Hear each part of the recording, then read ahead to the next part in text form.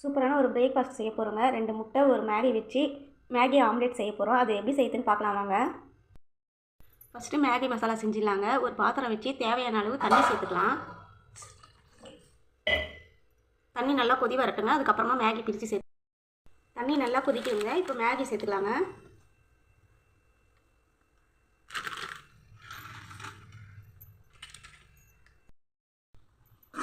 Maggi நல்லா வெந்து வந்துடுச்சுங்க. இப்போ மேகி மசாலா பிரித்து சேர்த்துக்கலாம்.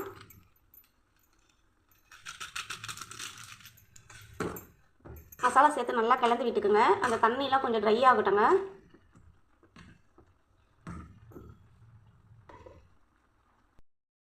பாருங்கள், தண்ணியெல்லாம் வத்திடுச்சுங்க. இந்த அளவுக்கு இருந்தால் போதுங்க.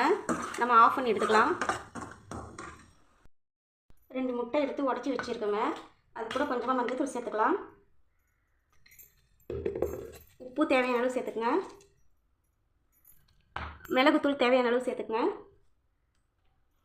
நான் வந்து பச்சை மிளகாவும் போடுறேங்க, அதனால் மிளகுத்தூள் கம்மியாக சேர்த்துருக்கேன். பெருசாக கட் பண்ணி வச்சுருக்கேன். ஒரு வெங்காயம், ஒரு பச்சை மிளகாய், கொஞ்சமாக கருவேப்பிலை நறுக்கி வச்சுருக்கேங்க. எல்லாத்தையும் ஒன்றா சேர்த்து அடிச்சுக்கலாங்க நல்லா.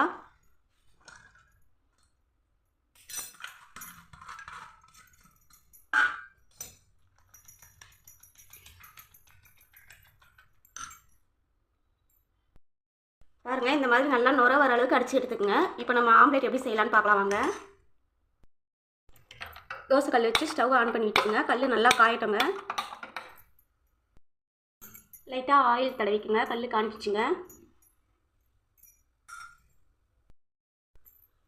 இப்போ அடித்து வச்சுருக்க முட்டையை இதில் சேர்த்துக்கலாங்க. ஆம்லேட் சைஸ் உங்களுக்கு எந்த அளவுக்கு தேவையோ அந்த அளவுக்கு சேர்த்துக்குங்க. ஆம்லேட் போடும்போது மீடியம் ஃப்ளேமில் வச்சுக்கோங்க. ஐஸ் ஃப்ளேமில் வச்சிங்கன்னா அடியில் தீஞ்ச மாதிரி ஆகிடும். இப்போ நம்ம வந்து வேக வச்ச மேகியை இதில் சேர்த்துக்கலாங்க.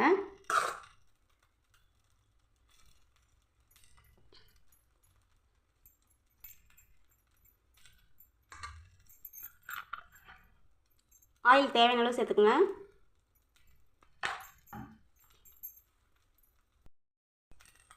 மேலே லைட்டாக மிளகுத்தூள் சேர்த்துக்குங்க. ஃப்ளேவர் நல்லாயிருக்கும், டேஸ்ட்டும் நல்லாயிருக்கும். நீங்கள் காரம் சாப்பிடுங்கன்னா காரம் அதிகமாக கூட சேர்த்துக்குங்க. திருப்பி போட்டுடலாங்க.